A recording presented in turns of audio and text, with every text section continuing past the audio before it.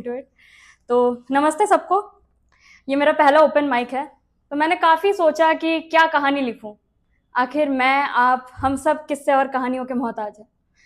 तो मेरा किस्सा किससे शुरू हुआ, मैंने आज उस पे लिखने का तय किया है। मेरे कहानी का शीर्षक है चश्मा। तो जब मैं बहुत छोटी थी तो मैं बहुत बदमाश थी और मुझे कुछ भी खरीद के दो मैं उसको खो देती थी, कुछ भी ला के दो खो देती थी। तो और मुझे चश्मे का बहुत शौक था। मुझे ऐसा लगता था कि जो आदमी चश्मा पहनता है वो बहुत तेज होता है, इंटेलिजेंट होता है। और मैं अपनी मम्मी को कहती थी कि यार चश्मा दिला दो, तो कभी चश्मा ही नहीं दिलाती थी। इस कहानी में जब भी सुप्रीम कोर्ट कहा जाए आप समझ लीजिएगा उसी का जिक्र हो रहा है। तो हाँ, तो मैं खुद ही मिट्टी के बर्तन बनाती थी और खुद ही उन्हें बेचती थी, अकेले खेलती थी क्योंकि मेरा कोई भाई बहन नहीं है और मेरे घर का सब कुछ मेरी माँ देखती है। तो जब मैं छठी कक्षा में थी मेरी एक लड़की से दोस्ती हो गई और हम मिलके, एक टीचर थी उनका नाम रखा करते थे, अपने आप को बहुत महान समझते थे, खुद को बहुत बड़ा समझते थे। तो क्या होना था, वाइस प्रिंसिपल का कॉल आ गया, बुलाई हमारे मम्मी पापा को। तो सबसे पहले उसकी मम्मी को बुलाई। तो उनकी मम्मी आई और मुझे कहती हैं कि भाई आज तक तो मैं अपनी बेटी के अवार्ड उठाने आई थी, आज पहली बार तुम्हारे कारण।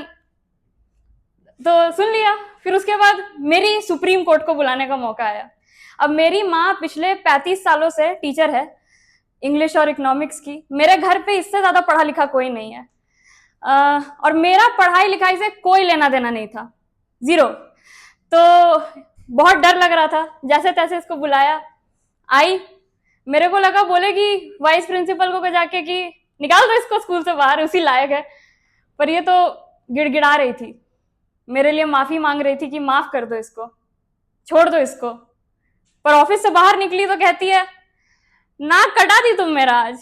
फिर क्या था, मेरे पूरे जीवन का 6th क्लास में उद्देश्य था कि कुछ करके नाक जोड़ना है इसका, फेविक्विक से कुछ करके फेविकॉल से जोड़ना है। पर सुप्रीम कोर्ट ने मुझ पे गिव अप नहीं किया। सुप्रीम कोर्ट ने मुझे पढ़ाया। 6th क्लास में हमको 34 नंबर आया था मैथ्स में, 1 नंबर और कम आता तो मेरा खेल खत्म था। इसने मुझे पढ़ाया, मैथ्स पढ़ाया, और उसके बाद आज तक जेवियर के टॉपर के लिस्ट से मेरा नाम कभी नहीं गया। जब 10वीं क्लास का परिणाम आया तो I was amongst the toppers in Saint Xavier's. और उस दिन ये औरत जिसने आज तक मेरी कभी किसी के पास तारीफ नहीं की, शर्म आता था इसको मेरा नाम लेने पे स्कूल में, हर किसी को फोन करके कहा कि मेरी बेटी ने आज टॉप किया है। ऐसा लगा इसने मेरे थ्रू अपनी जिंदगी जी ली। जो जो चीज ये कभी नहीं कर पाई थी वो इसने कर लिया। आप सबको पता होगा जेई के बारे में, जॉइंट एंट्रेंस एग्जामिनेशन, इंजीनियरिंग का एंट्रेंस एग्जामिनेशन है इंडिया में किसी भी गवर्नमेंट आईआईटीज एनआईटीज के लिए।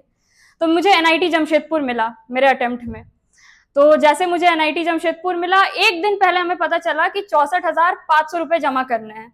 मेरे घर में वही कमाती है, हमें नहीं पता कहाँ से आएगा एक दिन पहले, पर अगले दिन एडमिशन तो करवाना है, कुछ तो करना होगा, खरीदारी भी करनी होगी। तो हम मार्केट गए, मार्केट से लौट रहे थे तो एक टोटो आ रही थी।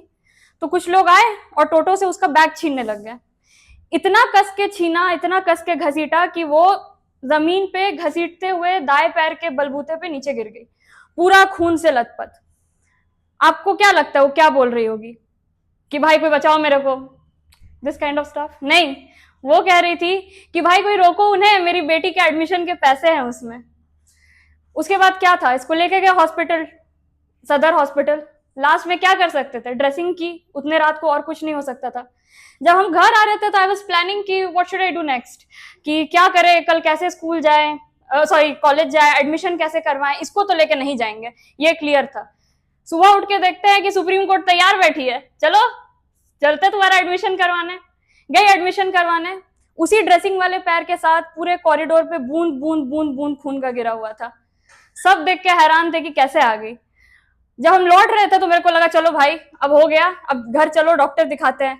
जैसे ही लौट रहे थे तो कहती है रुको, यहाँ पे रुको। एक स्टोर था, इतनी सारी सीढ़ियां थी, लंगड़ाते लंगड़ाते उसी पैर से चढ़ के गई। लेंसकार्ट का स्टोर था, मेरे लाइफ का पहला चश्मा मेरे को खरीद दी। ये मेरे जिंदगी का पहला चश्मा था। और खैर उसके बाद मैंने इसको भी खो दिया।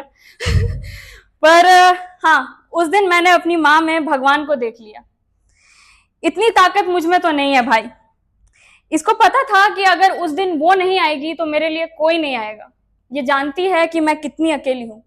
मैं बहुत जटिल इंसान हूँ, मुझे कोई छोड़ के जाता है तो मुझे ताज्जुब भी नहीं होता क्यों चला गया भाई। हम होते अपनी जगह तो हम भी खुद को छोड़ के ही चल जाते, पर वो हमको कभी छोड़ के नहीं जाती। मेरे बोलने से पहले मेरी आंख पढ़ लेती है। मुझे माफ करना माँ, बहुत गलत हूं मैं, पर तुम माँ एक नंबर हो। मैं अगर 1% भी तुम बन पाई तो मेरा लाइफ सफल है। लोग मुझे बचपन से पूछते थे कि तुम किसके जैसी बननी चाहती हो, बड़े होके किसके जैसा बनना चाहती हो, और मेरा जवाब हमेशा तुम होती थी माँ। बहुत बदनसीब हूं मैं, पर क्या कमाल नसीब बनाया भगवान ने मेरा कि दुनिया के सारे रिश्ते, ये पूरी दुनिया तुम में लाके समा दी।